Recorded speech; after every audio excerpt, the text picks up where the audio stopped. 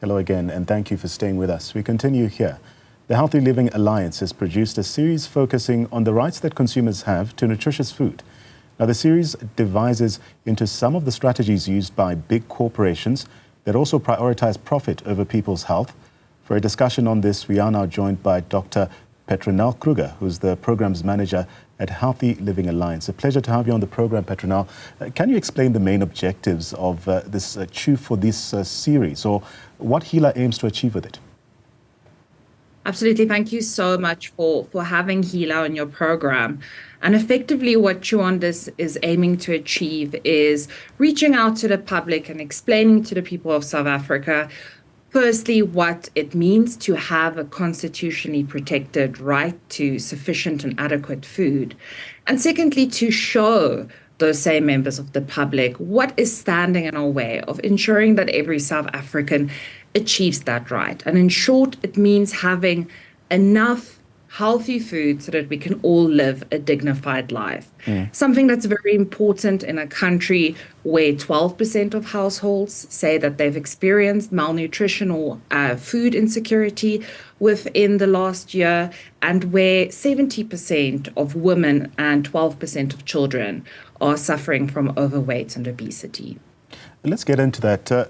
How do added sugars and other unhealthy ingredients in processed foods, how do they conflict with the World Health Organization guidelines here? That's a fantastic question. So non-communicable diseases are oftentimes spurred by diet-related risk factors, which can lead to overweight and obesity. So things like having too much sugar in your food can oftentimes lead to increased diabetes. Too much salt is oftentimes linked with hypertension. And we're seeing really high rates of cancer. So the World Health Organization and our Department of Health and experts worldwide have indicated that these, what we call nutrients of concern, so sugar, salts, and all of these industrial additives, need to be limited so that people can have healthy lives. Right now, 1 in 2 South Africans are dying from non-communicable diseases, and about a quarter of that's directly linked to health. So we see people in South Africa, 1 in 9 adults having diabetes, cardiovascular disease, lung diseases being very prevalent. And what we know is that we need to eat less than 50 grams of sugar a day, but actually, ideally, we're saying 25 grams of sugar or less. We should be restricting the amount of artificial sweetener we ingest, and we shouldn't be adding salts to our food. But unfortunately, the moment we buy food, especially packaged food in the shops, those little things are snuck into our foods, and everyday South Africans simply don't know we're eating these nutrients of concern. Yeah.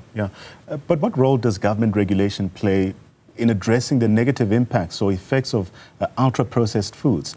And what changes are needed, in your opinion? So government has a very important role. So government, being sort of the steward of the type of information we receive, needs to ensure that there's restrictions on what can be placed in foods or what kind of health claims that ultra-processed food producers can put on foods, and also to ensure that we have access to information. So I spoke to the right to adequate food, but we also have the right to have our personal information protected, but to easily access information. So government's been doing a fairly good job under the Foodstuffs, Cosmetics and Disinfectants Act of placing regulations on what needs to be disclosed on packaged goods, and having some of the world's best sodium restrictions, which was really the first of that type of restriction we had on the African continent. But it needs to go one step further. And we're slightly behind with other countries because it's really difficult to read the back of packaged foods. I mean, anyone who's ever purchased the good knows it's in tiny font. You don't really understand, what does it mean to have 0.006 milligrams of sodium? It's really difficult to interpret. So the new movement, and also endorsed by the World Health Organization and really pioneered in Latin America, is what we call a front of pack warning label, which is effectively that nutritionists, and we have that now in South Africa, nutritionists would sit down, they would develop a model to indicate whether or not foods have too much of these problematic nutrients. And if a packaged good then does have too much of those goods, a triangle will appear on the front of the pack. at a good visibility so that consumers can read it and indicate, beware, this might contain too much salt, sugar, or artificial sweeteners included. And currently we have a draft regulation, R337 from the Department of Health, which will bring us in line with international best practice on this. And we hope to see some movement on that regulation within the next year. Right. But can you discuss the potential impact of maybe health taxes and other policy interventions, especially on consumer access to nutritious food here? I mean, that's a fantastic question. And, you're raising health taxes. And one of the main sort of taxes that we're seeing is the so-called sugar tax or the health promotion levy, which is effectively, it works like an excise tax, or what you would see on cigarettes and alcohol. And it's taxed on added sugar in drinks. And that raises about 3 billion rands in government revenue, which is a massive revenue stream. But more importantly, a health tax like that has been proven in South Africa to cause reformulation, which is effectively where food producers realize they're adding too much of this product or nutrient, so they remove that or reduce it, which is very good for public health. Yeah. And also changes consumer practices. So something like sugary drinks, I mean, no one needs to drink a sugary drink. We should all be drinking water. So that's had really positive impact on consumer behavior. And we've seen studies from South Africa, but really worldwide, that indicates that those types of taxes work. But ideally speaking, we need to move beyond that, and we need to ensure that we add a whole range of products. I mean, we can't just be taxing sugary drinks and think that we're going to be changing South African diets, especially given how, wide the problem is, and overweight and obesity is increasing. And we should be very worried, because we haven't seen a country in the world that's seen a reduction in overweight and obesity. So right now, it seems like if you're on the train, it's only going forward, which is very worrying. So we need to have very serious interventions right now. And I mean, there are some simple things that the government can also do in terms of those additional health taxes, which is to include other goods with added sugar within the scope of the current tax. So fruit juices are currently excluded, and I think there's sort of a misnomer, especially from families and parents, to think that fruit juice is healthy, but it actually contains incredible amounts of sugar. There's a reason they say we should eat our fruits, not drink it, because, one little fruit juice can contain the equivalent of 7 apples, doesn't have the fiber in it that we need to actually digest that sugar, and it contains a lot of calories. And something like extending the health promotion levy to include those categories of goods will help consumers purchase less of it, but it also has what we call a health signifying effect. If you see this product is taxed, you ask yourself, why is this product taxed? And why is it taxed the same way that we tax alcohol and tobacco? And that's because it is supposed to have that same health signifying effect. Sugar is as addictive as tobacco, and it's important for us to understand that as the public. Yeah, but how does the rising cost of food also contribute to dietary choices that favor unhealthy options?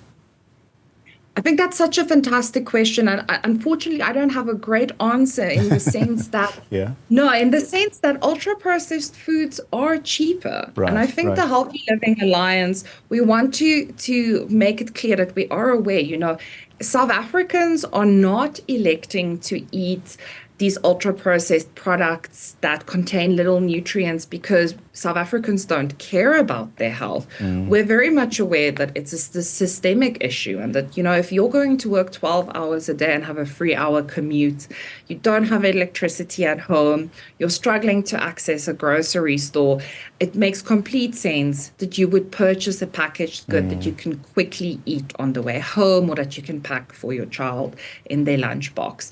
So there does need to be systemic intervention as well. So, awareness of packaged goods is fantastic. Health taxation is fantastic.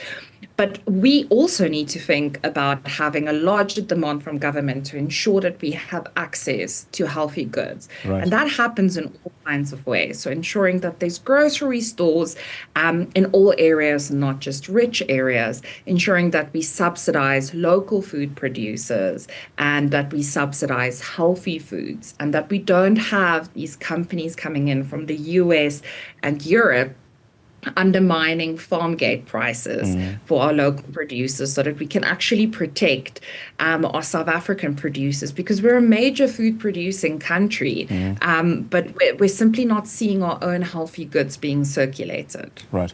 I actually want us to crystallize that point. What can be done to support local food producers, but also ensure their products are more accessible and affordable?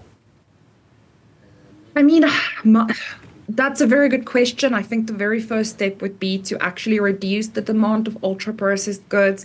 We've spoken about it a lot, but just think about it as things that come in packages and that you don't know what's being included.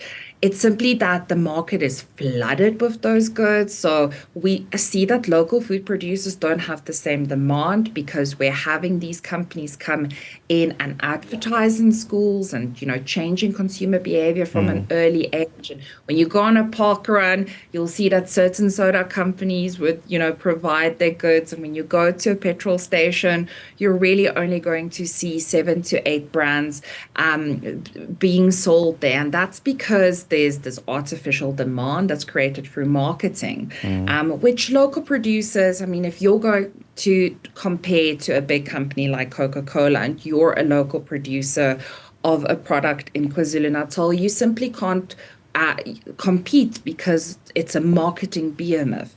So we need to actually start thinking about restrictions on these types of goods being marketed because overall unhealthy goods are usually imported and the things that make them unhealthy is added to the product so that they have a long shelf life and as they ship they don't grow old or stale or become dangerous while in transport. So if we can market or restrict marketing of goods specifically with added preservatives and salts, we're going to go a long way in actually protecting local South African producers who don't have to put all of those preservatives in their goods because they produce it and they sell it the next day. And there's really no need for these industrial additives to ensure that those goods are safe and still viable. Dr. Kruger, as we start wrapping up our conversation, how can communities and individuals advocate for better food policies and practices in this country? That's a fantastic question. And I think it means we all have to be involved in the democratic process. And, I think a lot of us think that means that we vote and it ends there. But when the Department of Health or any government department on any policy that impacts you does a roadshow or rolls out that they have a draft regulation or that they want to intervene, right to your government department, tell them your thoughts on the issue. You'll see on their website, it's usually very accessible, that there will be an explainer of what the specific policy is and just share your personal experience. The Department of Health specifically has a really good track record of listening to those public submissions, reacting to them and getting a sense of, what the public want.